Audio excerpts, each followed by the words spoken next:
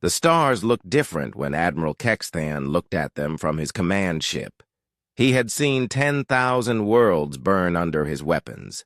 He had watched entire species kneel before the might of the Valtech Empire. Today would be no different. "Sir, we are approaching the target system," his communications officer reported. The bridge was quiet except for the soft hum of the ship's engines. 200 warships followed behind his flagship, more than enough to crush any resistance. Kexthan studied the blue planet on his screen.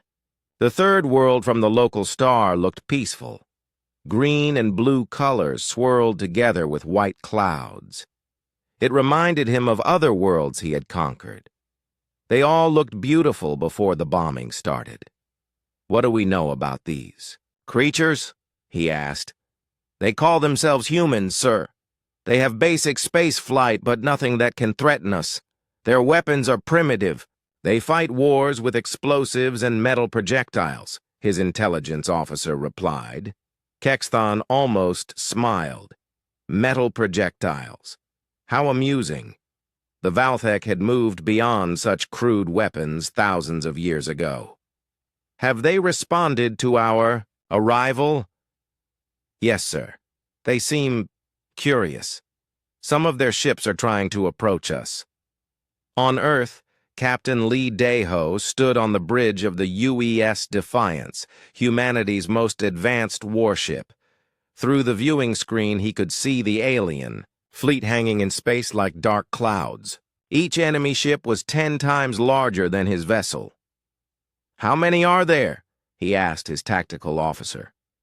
200 confirmed, Captain. Maybe more hiding behind the large ones." Lee Daeho felt his stomach tighten. Humanity had dreamed of meeting aliens for centuries. They had imagined peaceful contact, sharing of knowledge, friendship among the stars. This looked like something else entirely. "Sir, we're getting a transmission," the communications officer called out. "Put it through." The main screen flickered and showed an alien face. The creature had gray skin and black eyes that reflected no warmth. When it spoke, the words came through the ship's translation system in perfect Korean. "I am Admiral Kexthan of the Valtech Empire. You will surrender immediately. Your species will serve the Empire. Resistance is pointless. You have 72 of your hours to comply." The transmission ended. The bridge fell silent. Dr. Park So-jin was in her laboratory when the alien message reached Earth. As the head of the xenobiology research team, she had spent years preparing for first contact. She had imagined many scenarios, but not this one. Her assistant ran into the lab, face pale with fear. "Dr. Park, did you see the transmission?" "Yes, I saw it." She was already pulling up data on her computer screens. "Get me everything we can gather about their ships. Hull composition, energy signatures, everything." "What can we possibly learn in 72 hours?" "Everything we need to survive," she replied. In the Pentagon, General Kim Tae-min stared at the tactical display showing Earth's defenses, satellites with basic laser weapons, missile platforms, and a handful of space-capable fighters. Against alien ships that could cross the galaxy, it looked pathetic. "What are our options?" "President," Yoon Ji-woo asked. She had arrived within minutes of the alien transmission. "Honestly, Madam President, we have almost none. Our most powerful nuclear weapons might scratch their paint." The president was quiet for a long moment. She was thinking about her daughter, about all the children on Earth, about humanity's future. "What do you recommend, General?" "Fight," Kim Tae-min said without hesitation. "Even if we lose, we fight. Maybe future generations will remember that we tried." The alien Admiral Kexthan waited for Earth's response. In his experience, most species needed only a few hours to realize the hopelessness of their situation. The smart ones surrendered quickly. The stubborn ones took the full-time limit, but they all surrendered eventually. His communications officer looked nervous. "Sir, we're getting a response from the planet." "Put it on screen." President Yoon Ji-woo appeared on the display. She looked small and fragile compared to the massive alien ships surrounding her world, but her voice was steady and clear. "I am President Yoon Ji-woo, speaking for all humanity. We have received your ultimatum. We understand the power of your weapons. We know that resistance will cost many lives." Kexthon nodded. Finally, these humans were showing sense. "However," the president continued, "we cannot accept your terms. Earth stands free. We will not surrender our world or our people. We respectfully decline your offer." The alien admiral stared at the screen in disbelief. In 50,000 years of conquest, no species had ever refused the Empire's ultimatum. Not once. "Are you certain you understand the consequences?" he asked. "We understand perfectly," President Yoon replied. "But freedom is not negotiable." The transmission ended. The bridge of Kexthon's ship was completely silent. His officers looked at each other in confusion. This had never happened before. "Sir," his tactical officer finally spoke, "what are your orders?" Kexthon thought for a moment. These humans were either incredibly brave or incredibly stupid. Either way, they would learn the price of defying the Valthek Empire. "Begin the demonstration bombardment. Target military installations only. Show them what their defiance will cost." On Earth, Captain Lee Dae-ho gathered his small fleet around him. 47 ships, including his own. Against 200 alien warships, it was suicide. But as he looked at the faces of his crew, he saw no fear, only determination. "Today we make first contact with an alien species," he announced over the fleet communications. "They expect us to surrender without a fight. They think humans are weak." He paused, looking at the alien ships growing larger on his screen. "Let's show them they're wrong." Dr. Park So-jin worked frantically in her underground laboratory as the first alien energy beams struck Earth's orbital platforms. Each explosion taught her something new about alien technology. Each destroyed satellite gave her more data. "Dr. Park, shouldn't we be evacuating?" her assistant asked as the building shook. "No time," she replied, fingers flying over her keyboard. "If we're going to survive this, I need to understand how their weapons work." General Kim Tae-min watched from his command bunker as Earth's defenses crumbled. The aliens were toying with them, using just enough force to make their point. But he noticed something interesting. Their weapons were powerful, but not efficient. They wasted enormous amounts of energy for each shot. "Interesting," he muttered. "Sir?" his aide asked. "Nothing. Just taking notes." As the bombardment continued, Admiral Kexthon waited for the inevitable surrender. Surely these humans would see reason now, but hours passed with no response. Instead, something impossible happened. The human fleet was moving toward his ships. "Sir, the primitive vessels are approaching at attack speed," his tactical officer reported. "All of them?" "Yes, sir. All 47 ships." Kexthon had never seen anything like it. The human ships were laughably outmatched, yet they came on without hesitation. Their weapons could barely penetrate his ship's shields, yet they fired. Everything they had. "They're ramming us, sir!" an officer shouted. 3 human ships crashed directly into a Valthek destroyer. The explosion lit up the darkness of space. The destroyer survived, but it was damaged. More human ships followed. They used tactics Kexthon had never seen before. Unpredictable, chaotic, desperate, and somehow impossibly effective. When the battle ended, all 47 human ships were destroyed. But 3 Valtech vessels were damaged, and dozens of others showed minor hull breaches. In 50,000 years of conquest, no species had ever damaged 3 Imperial ships in a single battle.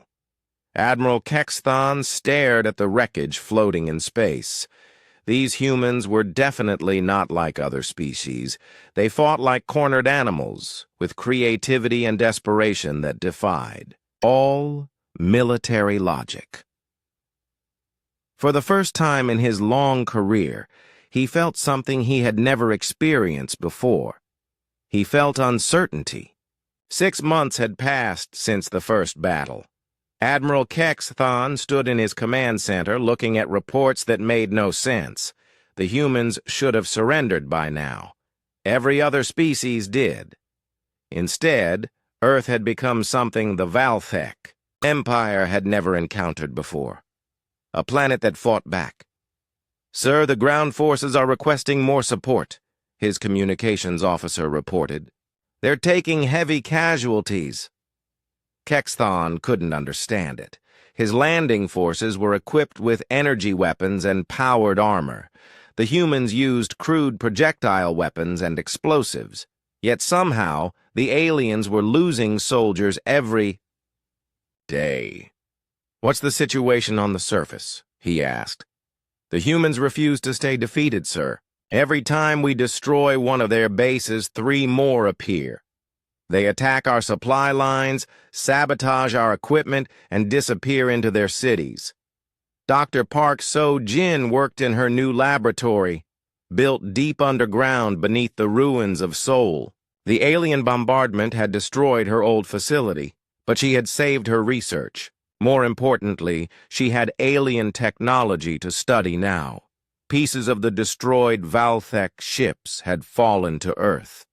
Each fragment was a treasure of information. The aliens' weapons were powerful, but wasteful. Their armor was strong, but heavy. Their computers were advanced, but slow. They build everything too big, she explained to her team. "Look at this power cell. It's the size of a car, but our fusion reactors are smaller and produce more energy." Her assistant, Engineer Choi Yeon-ji, held up a piece of alien metal. "This armor plating is incredible, but it weighs 3 times more than it needs to. We could make something just as strong with half the weight." "Do it," Dr. Park said. "And while you're at it, figure out how their energy weapons work. I want to build better ones." Commander Han Min-seok crouched behind the rubble of what used to be a shopping mall. Through his binoculars, he watched a group of alien soldiers moving through the street. They moved slowly, weighed down by their heavy armor and weapons. Team Alpha, move to position 3. Team Beta, get ready for the signal, he whispered into his radio.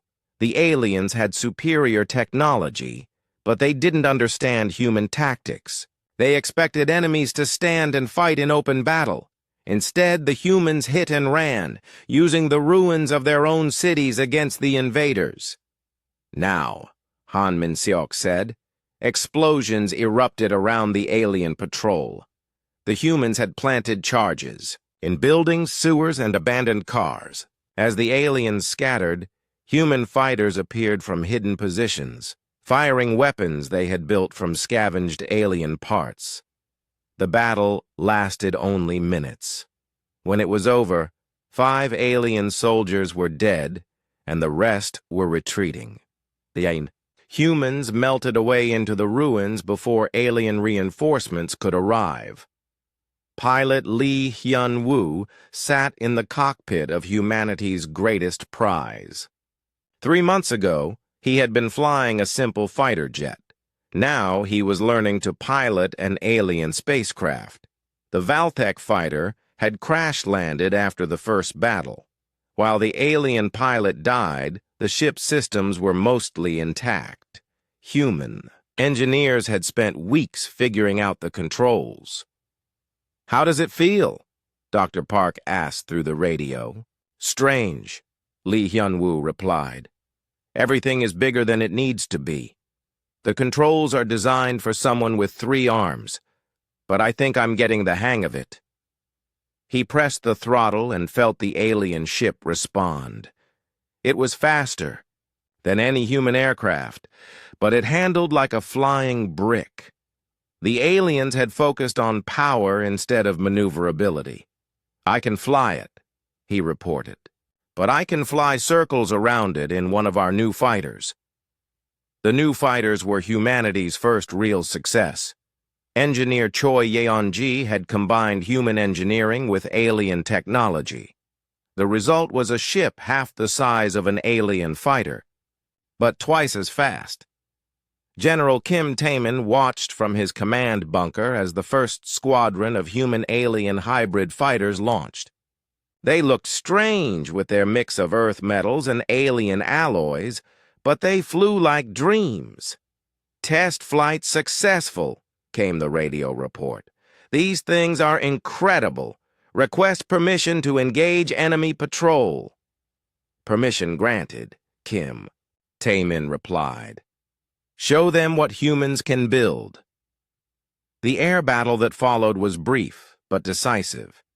3 human fighters destroyed an entire alien patrol of 8 ships. The new hybrid weapons cut through alien armor like paper, while human pilots used tactics the aliens couldn't predict. Admiral Kexthan received the report with growing concern. Not only were the humans still fighting, they were getting better at it. Their new weapons were actually superior to Valthek technology in some ways. How is this possible? He demanded. We've been building starships for 50,000 years. These creatures discovered electricity yesterday. His science officer looked nervous. Sir, I believe they learn differently than other species. Most aliens copy our technology exactly. The humans study it, understand it, then build something better. Kexthan stared at the tactical display. Red dots showed human resistance cells across the planet. Each day there were more of them. Each week their weapons got better. Double the ground forces, he ordered. Bring in the heavy bombardment ships. It's time to end this. Sir, that will require approval from the High Command. They don't understand why we're having trouble with a single primitive planet. Then tell them, Kexthan said angrily. Tell them these humans are like nothing we've ever faced. Dr. Park So-jin made her greatest discovery in a piece of debris from an alien communication array. Hidden inside the alien computer systems, she found something amazing. Star charts. Look at this, she told her team, pointing at the holographic display. The Valthek Empire controls half the galaxy, over 10,000 worlds. How many ships do they have? Engineer Choi Yeon-ji asked. Millions, Dr. Park replied. But look at this data more carefully. Most of their fleet is spread thin across their territory. They keep only small forces at each world because no one ever fights back. She highlighted different sections of the star chart.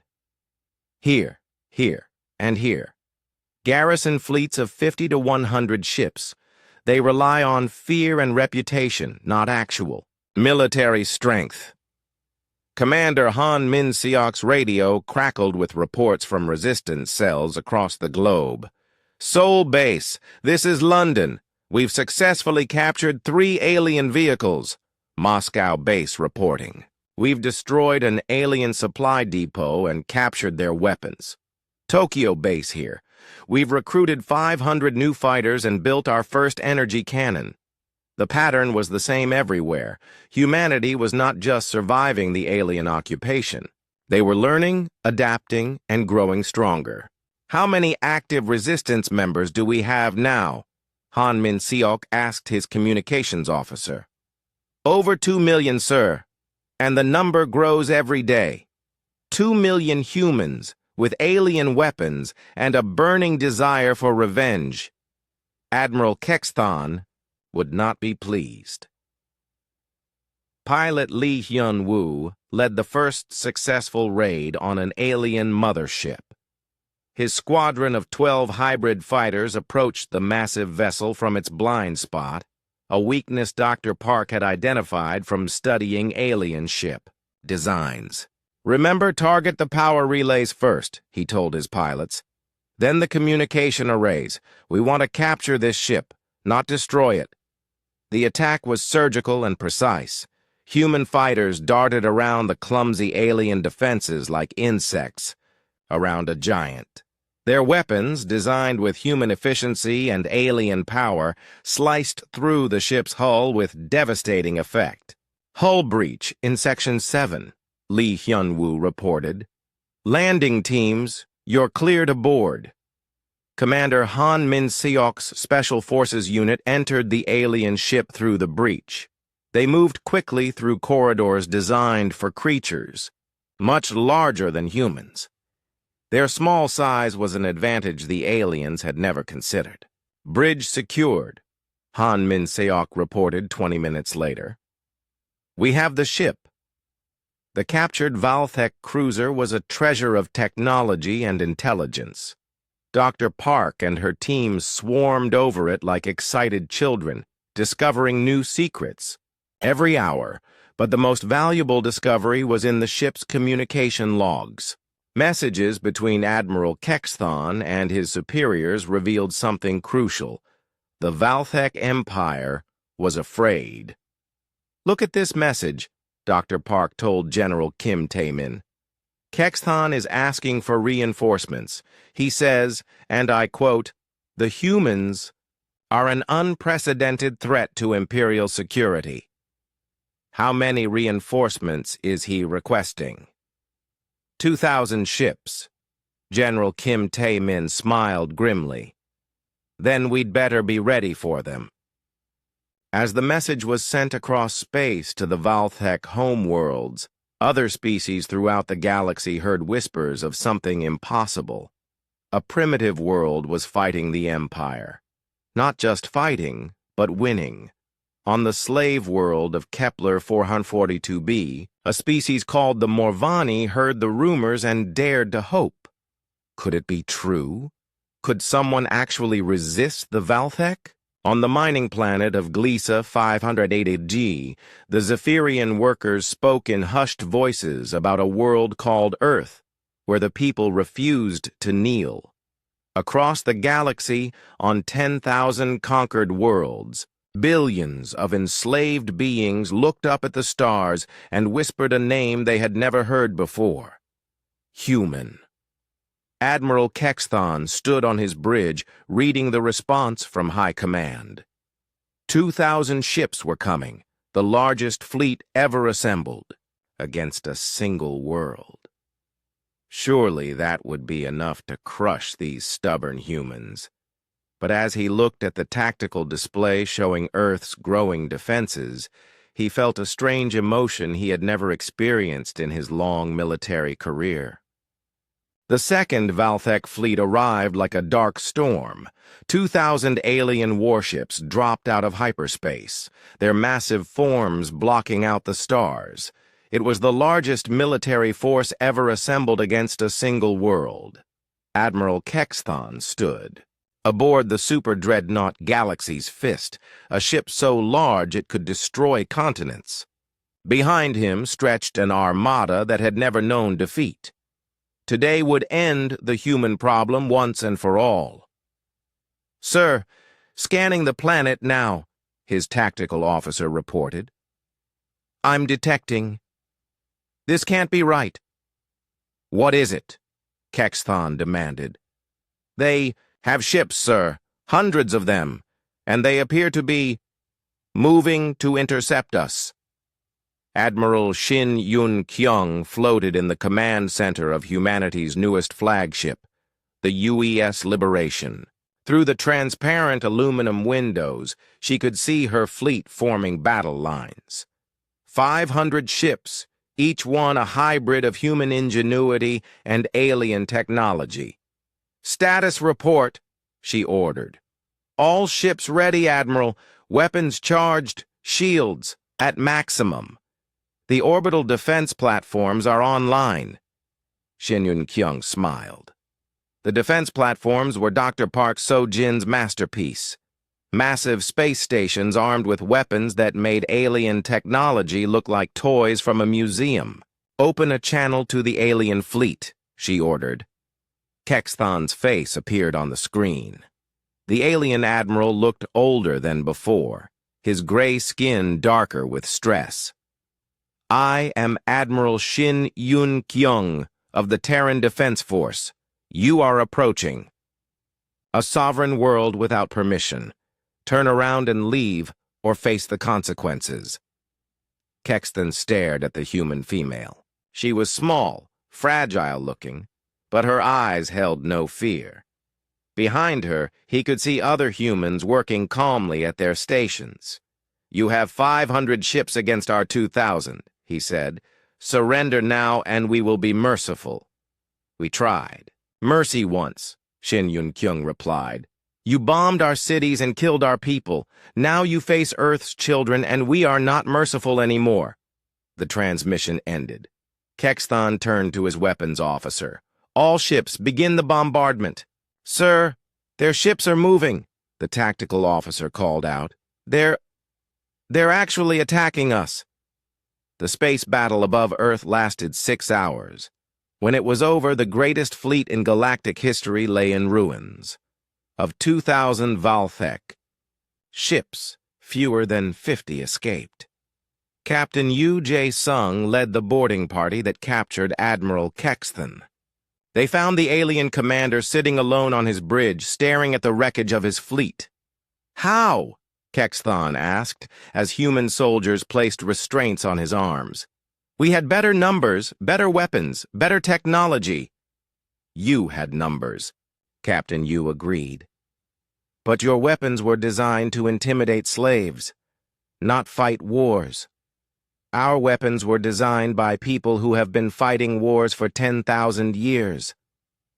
The captured alien ships yielded treasures beyond imagination.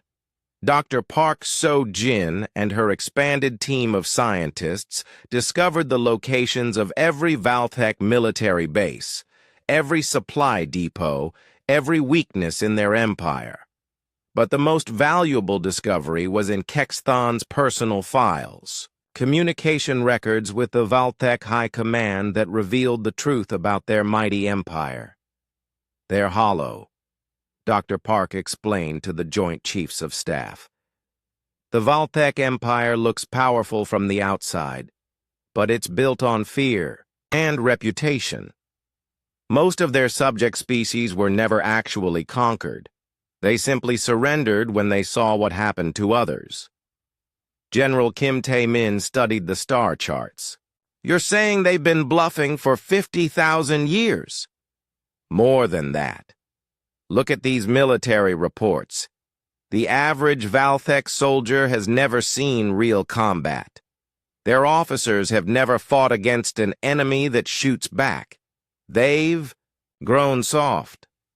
President Yoon Ji-woo looked around the room. "What are you suggesting?" "We take the fight to them," Admiral Shin Yun-kyung said. "We liberate their slave worlds and show the galaxy that the Empire can be beaten." The first human expedition beyond the solar system launched 3 months later. The UES Liberation led a fleet of 50 ships toward the Proxima Centauri system, where the Valthek had enslaved a species called the Keplerians.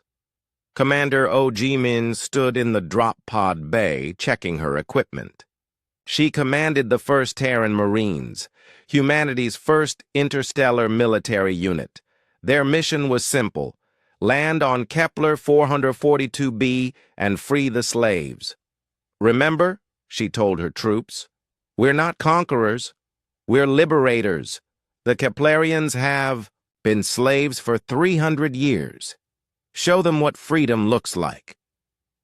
The Valthek garrison at Kepler 442b consisted of 100 ships and 10,000 soldiers. They were expecting supply ships from the home fleet, not an attack from the direction of Earth. The battle was over in 2 hours. Human ships, smaller and faster than their alien counterparts, tore through the Valthek formation like wolves among sheep. The aliens' clumsy, oversized vessels couldn't match the speed and precision of human tactics. On the surface, Commander Ojimin's Marines faced their first alien allies. The Keplerians were tall, thin creatures with blue skin and large eyes. They had lived as slaves for so long they had forgotten how to fight. "We are humans," Ojimin told the Keplerian leader through her translator. "We've come to free you." "Free?" the alien asked. "What does that mean?" "It means you choose your own leaders. You keep what you build. You fight for your own world." The Keplerian looked confused. "But the Valthek will return with more ships." "Let them come," Ojimin replied. "We'll teach you how to fight." Dr. Kim Soo-jin arrived on Kepler 442b 2 weeks later with the Xenological Integration Program. Her job was to help freed alien species understand human military and technological concepts. The Keplerians were eager students. Within a month, they were building their own weapons using human designs. Within 2 months, they had their first space-capable fighters. "They learned so quickly," Dr. Kim Soo-jin reported to Earth. 3 centuries of slavery couldn't destroy their intelligence. Give them the tools and knowledge, and they become formidable allies. News of the Keplerian liberation spread throughout the galaxy faster than Valthek ships could travel. On 1,000 worlds, slaves heard impossible rumors. The humans were real. They were winning. Freedom was possible. War Coordinator Veltaris stood in the Valthek High Command Chamber, trying to explain the impossible to the Council of Dominators. "The humans have liberated 6 worlds in 3 months," he reported. "Each world they free becomes a new source of ships and soldiers. The rebellion is spreading faster than we can contain it." "How many ships do they have now?" asked the Supreme. "Dominator. Unknown. Our best estimate is 3,000, but they keep building more. And they're not alone anymore. The freed species fight alongside them with human weapons and tactics." The Supreme Dominator's black eyes reflected his growing fear. "What do you recommend?" "Planet killers," Veltaris said. "We must destroy Earth before this rebellion spreads further." The Council voted unanimously. For the first time in their history, the Valthek Empire would use world-ending weapons against an enemy. Admiral Shin Yun-kyung received the intelligence report from their spy network. The Valthek were preparing to destroy Earth with weapons that could crack planets. "How long do we have?" she asked. 2 months, Captain Yu Jae-sung replied. "Maybe 3. Then we need to move faster." She turned to the holographic display, showing the galaxy. Red dots marked Valthek strongholds. Blue dots showed liberated worlds. Yellow dots were targets for future operations. Send word to all fleet commanders. Operation Starfall begins now. We're not just liberating worlds anymore. We're going to destroy the Valthek Empire. The Terran Alliance fleet now numbered 5,000 ships from dozens of species. Humans provided the leadership and technology, but every freed world contributed soldiers and resources. General Lim Sung-woon had studied every great military campaign in human history. Now he adapted those lessons for galactic warfare, where the Valthek used brute force, humans used strategy. Where aliens relied on fear, humans built trust with their allies. "The key is speed," he explained to his commanders. "We hit multiple targets simultaneously. Keep them off balance. Don't let them concentrate their forces." Captain Kim Ye-jin led the assault on the Valthek fortress world of Keftar. It was supposedly impregnable, protected by orbital shields, and defended by 1,000 ships. She used tactics borrowed from ancient Earth history. Her fleet approached from the system's asteroid belt, using the space rocks to mask their approach. When they struck, it was with overwhelming force, concentrated at the shield generators. "Shields down," her tactical officer reported. "Landing craft away." The assault on Keftar lasted 3 days. When it was over, the mighty fortress had fallen to a force 1/10 its size. The victory sent shockwaves throughout the galaxy. On the Valthek home world, panic was spreading through the government. Half their empire was in rebellion. Their greatest fortresses were falling. The humans seemed unstoppable. Supreme Dominator Thexcalis stood before the emergency session of the council. "We must negotiate," he said. "The humans are not like other species. They cannot be broken by threats or intimidated by superior numbers." Negotiate? War Coordinator Veltaris was outraged. "We are the Valthek Empire. We do not negotiate with primitives. These primitives have destroyed half our fleet and liberated 2,000 worlds," Thexcalis replied.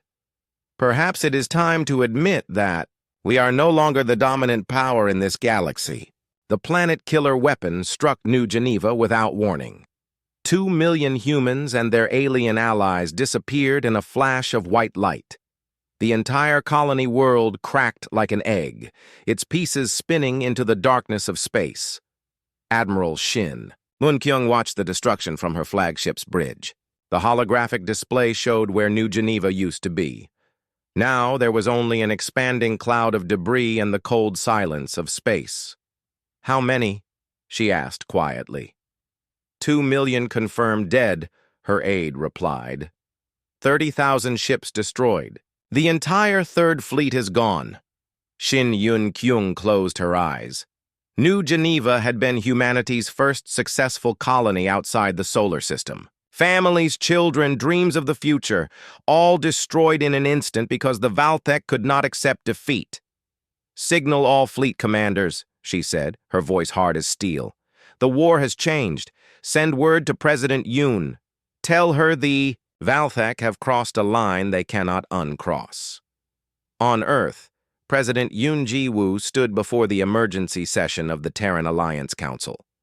Representatives from 50 liberated species filled the chamber, all of them shocked by the destruction of New Geneva. "The Valthek Empire has shown its true nature," President Yoon said. "They cannot conquer us, so they choose genocide. They cannot rule the galaxy, so they will try to destroy it." A Keplerian representative stood up. "What do you propose, President?" "Yoon! Total war," she replied without hesitation. "No more mercy. No more half measures. We will not stop until every Valthek world surrenders or every Valthek weapon is destroyed." The council voted unanimously. Operation Starfall became Operation Ragnarok. The Terran Alliance would no longer simply liberate worlds. They would systematically dismantle the Valthek Empire piece by piece. General Lim Sung-woon received his new orders with grim satisfaction. "Destroy their ability to make war," the message read. "Leave nothing that can threaten peaceful species ever again." He gathered his staff officers around the tactical display. "New strategy. We target their shipyards, their weapons factories, their training centers. Every piece of military infrastructure gets destroyed." "What about civilian targets?" asked his aide. "We're not monsters," Lim Sung-woon replied. "We don't target civilians, but any facility that can build weapons or train soldiers is fair game." Captain Kim Ye-jin led the first strike under the new rules. Her target was the Valthek Military Academy on Zerion Prime, where alien officers had learned the art of conquest for 10,000 years. The orbital bombardment lasted 30 minutes. When Tashiza, it was over. The academy was rubble. 1,000 years of military tradition destroyed in half an hour. "Target destroyed," she reported. "No civilian casualties detected." But the psychological impact was enormous. The Valthek had considered their military academy sacred, untouchable. Now it was dust. The message was clear. Nowhere was safe from human vengeance. Commander O. Jimin stood on the bridge of the assault ship, Fury of New Geneva. Her first Terran Marines had a new mission: capture Valthek military leaders alive. Remember, she told her troops, we need intelligence. Every general, every admiral, every weapons designer you can take alive is a victory. But if they resist, show no mercy. The raids began simultaneously across the galaxy. Human special forces struck Valthek command centers with surgical precision. Within a week, dozens of high-ranking alien officers were in human custody. The interrogations revealed the Empire's deepest secrets. Dr. Park So-jin personally questioned Admiral Kexthon, who had been imprisoned since his capture above Earth. "Tell me about the planet-killer weapons," she said. "How many do you have?" Kexthon looked older, defeated. The proud alien conqueror had watched his empire crumble around him. 12, he said quietly. 12 weapons capable of destroying worlds. Where are they? Scattered across our core systems, hidden in asteroid bases, mobile platforms. Your intelligence network will never find them all. Dr. Park leaned forward. Then you'd better help us find them, because every day we don't, more innocent people might die. The hunt for the planet killers became humanity's top priority. Every captured Valthek ship was searched. Every prisoner was questioned. Slowly, painfully, the locations were revealed. Captain Yu Jae-sung led the mission to destroy the first planet killer. His stealth fleet approached the weapon's hiding place in the Rigel system, using technology borrowed from a dozen liberated species. "There it is," his navigator reported. "Asteroid base, just like the intelligence said." The weapon was enormous, a massive device that could crack planets by destabilizing their cores. It was protected by a fleet of 500 ships and enough firepower to destroy a small moon. "Begin the attack," Yu Jae-sung ordered. The battle lasted 8 hours. Human ships, supported by their alien allies, fought with desperate courage. They knew that if this weapon escaped, it could destroy another world like New Geneva. When the smoke cleared, the planet killer was destroyed. But the victory came at a terrible cost. Half of Yu Jae-sung's fleet was gone, including his own ship. He was among the thousands who gave their lives to prevent another genocide. News of the captain's sacrifice spread throughout the Terran Alliance. He became a symbol of human determination and courage. Recruitment centers across liberated space saw record numbers of volunteers, all wanting to join the fight against the Valthek.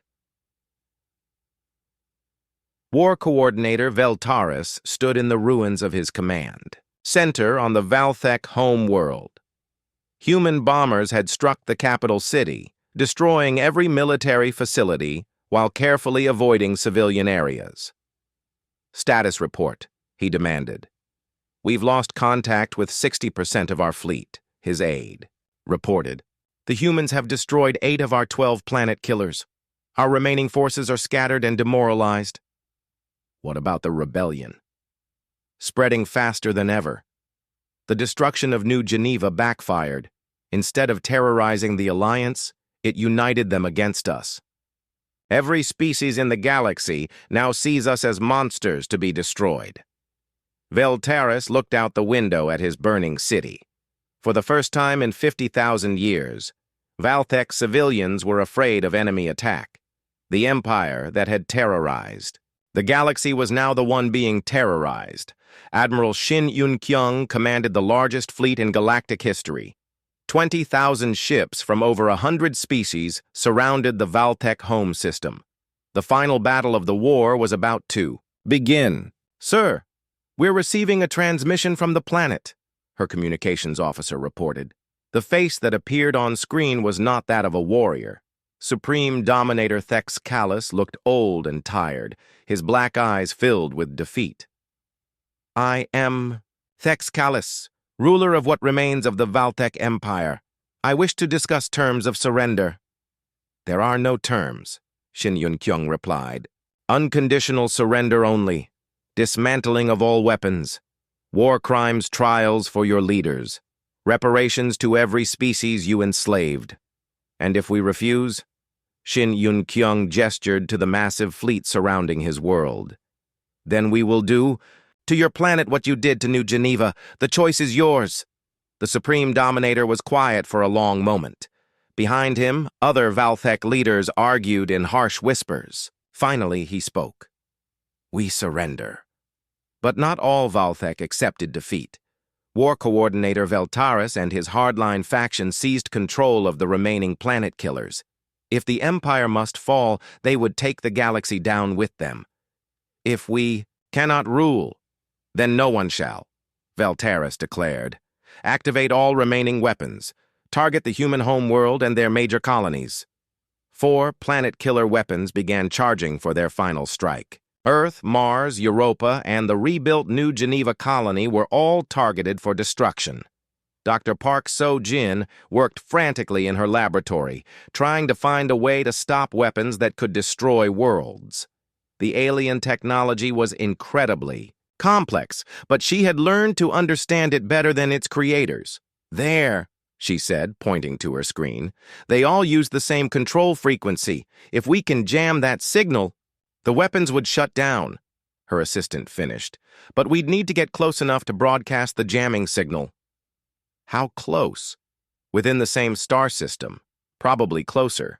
It was a suicide mission. Someone would have to fly close enough to the planet killers to jam their signals, knowing they probably wouldn't survive. Captain Lee Hyun-woo volunteered immediately. I know those alien ships better than anyone, he said. If anyone can get close enough, it's me. He took a modified stealth fighter and flew toward the nearest planet killer. The weapon was already charging, its massive form crackling with energy. That could split worlds. Jamming signal active, he reported as he approached. The weapon is powering down. But Veltaris had anticipated this tactic. Valthek fighters swarmed the human pilot, determined to stop him from interfering with their final act of revenge. I'm hit, Lee Hyun-woo reported. Ship's damaged. I don't think I can make it out. Abort the mission. Admiral Shin Yun-kyung ordered. Get out of there. Negative. The jamming signal is working. As long as I stay close, the weapon can't fire. Lee Hyun-woo's fighter exploded under alien fire, but his sacrifice saved Earth. One by one, other human pilots flew similar missions, jamming the remaining planet killers at the cost of their own lives. When the last weapon was silenced, the war was truly over. The Valthek Empire, which had ruled half the galaxy for 50,000 years, surrendered unconditionally. Fleet Admiral Chang Woo-jin accepted the formal surrender. The great courtroom on Terra Nova was silent except for the sound of chains. Former War Coordinator Veltaris stood before Tribunal President Jong Min-ho, the alien who had once commanded planet-killing weapons, now reduced to a prisoner awaiting judgment. Around the courtroom sat representatives from every species the Valthek had enslaved. Keplerians, Morvani, Zephyrians, and dozens of others who had suffered under the Empire's rule for thousands of years. Veltaris of the Valthek, President Jong said, reading from the formal charges, you are accused of genocide, war crimes against civilian populations, and the attempted destruction of inhabited worlds. How do you answer? The alien's black eyes showed no remorse. I served my empire faithfully. I regret nothing. A murmur ran through the courtroom. Even in defeat, some Valthek remained defiant. Dr. Park So-jin sat in the witness section, now Director of Galactic Sciences for the Terran Alliance. She had spent the last year documenting Valthek crimes across the galaxy. The evidence was overwhelming. We estimate over 50 billion beings died under Valthek rule, she had testified earlier. Entire species were wiped out for the crime of resistance. Worlds were strip-mined until nothing remained. Children were taken from their families to serve as slaves. President Jong looked at the alien defendant. The tribunal finds you guilty on all charges. However, in accordance with Alliance law, you have the right to request mercy. Veltaris laughed bitterly. Mercy? You destroyed everything I worked to build? My empire is dead. My people are scattered. My life's work is ash. What mercy could you possibly offer? The mercy you never gave others, President Zhong replied. Life in prison instead of execution. The chance to live and perhaps understand the pain you caused. It was more than the Valthek had ever offered their victims. Fleet Admiral Chang Wu-jin stood on the command deck of the Alliance flagship, Unity. Around him, a fleet of 10,000 ships patrolled the former Valthek territory. But these were not ships of conquest. They were peacekeepers, protectors of the new order. Status report, he requested. All sectors reporting normal, sir, his aide replied. The reconstruction efforts are proceeding ahead of schedule. The former slave worlds are adapting well to self-governance. Chang Wu-jin nodded with satisfaction. 3 years after the war's end, the galaxy was healing. Where once there had been fear and oppression, now there was hope and cooperation.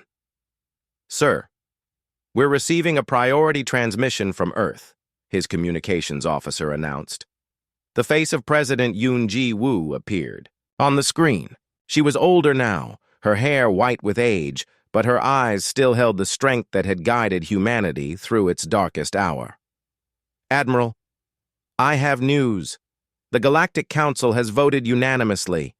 The Alliance Charter has been ratified by all member species. Chang Wu-jin smiled. The Terran Alliance was no longer a military organization born from war.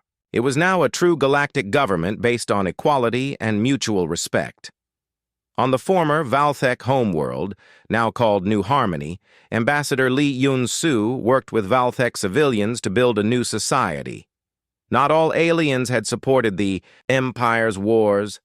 Many had been victims too, trapped by a system they could not change. How are the integration programs progressing? She asked her Valthek assistant, a young alien named Kethlani who had never known life under the old empire. Better than expected, Kethlani replied. The younger generation especially adapts quickly to Alliance values. They want to build something better than what their ancestors created. Lee Yun-soo looked out the window at the bustling city below. Humans worked alongside Valthek, Keplerians, and dozens of other species. Children of different worlds played, together in parks where once only military parades had marched. It gives me hope, she said. Perhaps the galaxy can truly heal. Dr. Kim Soo-jin had established the first interspecies university on Kepler 442b. Students from over 100 worlds studied together, sharing knowledge and building friendships across species lines. In her xenobiology class, she taught human students about alien biology while alien students learned about Earth's incredible diversity of life. Remember, she told her mixed class, every species has something unique to contribute. Humans excel at adaptation and warfare, but the Keplerians understand quantum physics in ways we never could. The Morvani can sense magnetic fields. The Zephyrians can see into ultraviolet spectrums. A young Valthek student raised her hand. Professor, why did our species never learn these things from others? Because your old empire believed in domination instead of cooperation, Dr. Kim replied, gently. They saw differences as weaknesses to exploit, not strengths to learn from. The classroom fell silent as students of all species considered this lesson. Supreme Commander Ro Da-un oversaw the final dismantling of Valthek military installations. Massive shipyards that had once built instruments of oppression were being converted into civilian manufacturing centers. This was their primary weapons facility, her aide explained as they toured the converted complex. Now it builds medical equipment and agricultural machines. Good, Ro Da-un replied. Let the tools of war become tools of healing. She had seen enough destruction to last several lifetimes. The conversion of military assets to peaceful purposes was perhaps the most satisfying part of her job. On Earth, the old Pentagon had been converted into a museum. General Kim Tae-min, now retired, often gave tours to visiting alien dignitaries. This was our war room during the invasion, he explained to a group of young Keplerian officers. From here, we coordinated humanity's resistance against impossible odds. How did you know you could win? One of the officers asked. General Kim smiled. We didn't know. We just knew we couldn't surrender. Sometimes the choice isn't between victory and defeat. Sometimes it's between fighting and giving up, between standing free or living on your knees. The officers took notes carefully. They were part of the new alliance military, trained not to conquer but to protect, not to oppress but to defend freedom. Pilot Lee Hyun-woo's memorial stood in the center of New Geneva, rebuilt after the Valthek attack. The statue showed him in his fighter cockpit, hand on the controls of his jamming device. The inscription read, "He gave his life so worlds might live." Every year, beings from across the galaxy came to pay their respects to the human pilot who had sacrificed everything to stop genocide. His story was taught in schools on 1,000 worlds. Former Admiral Kexthon sat in his comfortable prison cell, reading reports about the galaxy he had once tried to conquer. The old alien was dying slowly, his body failing after centuries of life. "Strange," he said to his human guard. "Your species showed me more mercy in defeat than my empire ever showed anyone in victory." "We're not your empire," the guard replied. "We believe beings can change, can become better than what they were." Kexthon nodded slowly. In his final months of life, he had begun to understand what his empire had destroyed across the galaxy. The knowledge was a burden heavier than any chains. Dr. Park So-jin, now in her 70s, worked in her laboratory on New Terra, humanity's most advanced colony. Her latest project was ambitious, a universal translation device that would allow any species to communicate with any other in real time. "Imagine it," she told her research team, which included scientists from 30 different species. "No more misunderstandings based on language barriers, true unity of thought and purpose." Her Zephyrian assistant fluttered his wing arms excitedly. "The philosophical implications alone are staggering. We could share not just words but concepts that don't exist in other languages." "Exactly," Dr. Park said. "The Valthek Empire conquered through fear and violence. We will unite through understanding and knowledge." President Yoon Ji-woo stood on the observation deck of the Alliance capital station, watching ships from hundreds of worlds dock and depart. Traders, diplomats, students, and tourists moved freely throughout space that had once been divided by the iron fist of empire. Her daughter, now an adult, joined her at the viewing window. "Do you ever regret it, Mom? The war, the cost, the millions. Who died?" President Yoon considered the question carefully. "I regret the necessity of it. I regret that beings had to die for freedom. But I don't regret fighting. If we hadn't resisted, the galaxy would still be living in darkness." She pointed to a ship docking nearby, its hull painted with the symbols of 12 different species. "Look at that. A crew working together by choice, not by force. Children growing up free instead of in chains. That's what we fought for." The final chapter of the war was written not in blood but in hope. On the 5th anniversary of the Valthek surrender, the Galaxy Peace Memorial was dedicated on Terra Nova. Representatives from every species in the Alliance gathered to remember both the victims of tyranny and the heroes who fought for freedom. The memorial's central flame was lit by children from different worlds working together. Ambassador Lee Yoon-soo gave the dedication speech. "Today we remember that freedom is not free. It must be earned by each generation, protected by the brave, and shared with all who seek it." She looked up at the stars visible through the memorial's transparent dome. "Let this flame remind future generations that no matter how dark the night, there are always those willing to light a candle against the darkness." In the audience, elderly veterans of the war sat alongside young beings who had never known oppression.